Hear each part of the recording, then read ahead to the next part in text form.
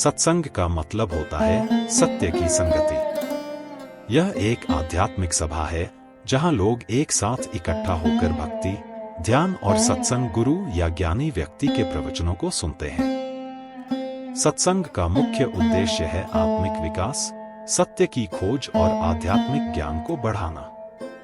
सत्संग का उद्देश्य 1. आध्यात्मिक विकास और आत्मज्ञान। सत्संग में भाग लेने से आत्मिक शांति मिलती है और व्यक्ति को जीवन के गहरे अर्थ और परम सत्य को समझने में मदद मिलती है। 2. सामूहिक ज्ञान और सीख। सत्संग में लोग मिलकर एक दूसरे के अनुभवों को सुनते हैं, प्रवचन सुनते हैं और धर्म, अध्यात्म और जीवन की सच्चाई पर चर्चा करते हैं। 3. सकारात्मक ऊर्जा और प्रेरणा। जैसे ही हम किसी संत, गुरु या ज्ञानी व्यक्ति के साथ समय बिताते हैं, वैसे ही उनके शब्द और उपदेश हमारे मन को शुद्ध करते हैं और हमें नई प्रेरणा देते हैं। सत्संग की संरचना। सत्संग का ढांचा भिन्न हो सकता है, लेकिन सामान्यतः इसमें कई चरण शामिल होते हैं। 1. प्रवचन, भाषण। सत्संग की शुरुआत अक्सर एक गुरु, संत या ज्ञानी व्यक्ति के प्रवचन से होती है।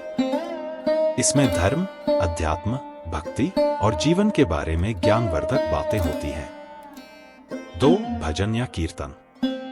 भजन या कीर्तन का गायन होता है, जिससे वातावरण भक्तिमय और शांतिपूर्ण हो जाता है। 3. शास्त्रों का पाठ। पवित्र ग्रंथों जैसे भगवद गीता, रामायण, गुरु ग्रंथ साहिब आदि का पाठ और उनकी व्याख्या की जाती है। 4. ध्यान या मंत्र जाप।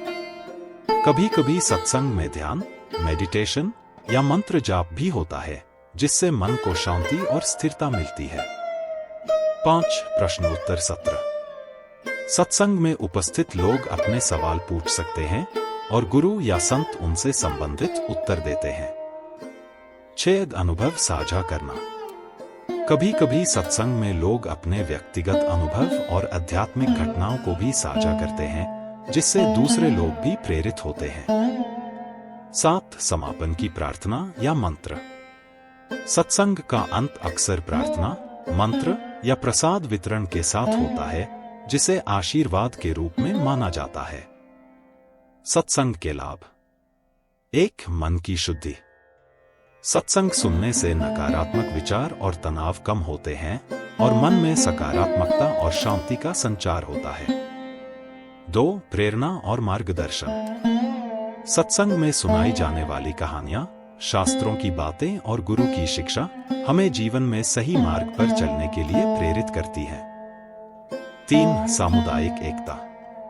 सत्संग में हम समान विचारधारा वाले लोगों से मिलते हैं, जिससे हमें यह एहसास होता है कि हम अकेले नहीं हैं और एक आध्यात्मिक परिवार का हिस्सा हैं। 4. भक्ति और श्रद्धा में वृद्धि। सत्संग में भाग लेने से व्यक्ति की श्रद्धा और भक्ति बढ़ती है और वह अपने जीवन में धार्मिक और नैतिक मूल्यों का पालन करने के लिए प्रेरित होता है। 5. गुरु से सीधा मार्गदर्शन।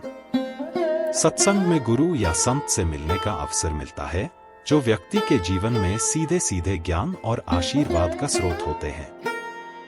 सत्संग के प्रकार। 1. गुरु द्वारा संचालित सत्संग। एक गुरु या संत द्वारा संचालित, जहां वे अपने अनुभव और ज्ञान को भक्तों के साथ साझा करते हैं। 2. शास्त्र आधारित सत्संग। इसमें केवल शास्त्रों का पाठ और उनके अर्थ पर चर्चा की जाती है। 3. भजन कीर्तन सत्संग। भजन और कीर्तन गाया जाता है, जिससे पूरे वातावरण में भक्ति और आनंद का माहौल बन जाता है। 4. ऑनलाइन सत्संग।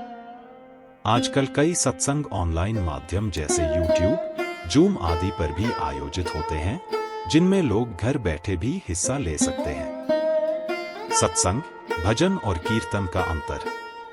सत्संग एक व्यापक सभा होती है, जिसमें प्रवचन, ध्यान, भजन, कीर्तन और चर्चा सब कुछ शामिल होता है। भजन एक व्यक्तिगत या समूह द्वारा गाया गया भक्तिपूर्ण गीत होता है, जिसमें भक्ति और भावनाओं की अभिव्यक्ति होती है।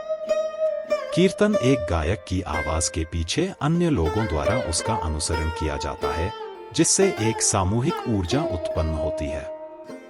सत्संग को एक ऐसी साधना माना जाता है जहां व्यक्ति सत्य की खोज करता है, आत्मा की शांति प्राप्त करता है और अपने जीवन को सच्चाई और धार्मिकता की ओर अग्रसर करने का प्रयास करता है।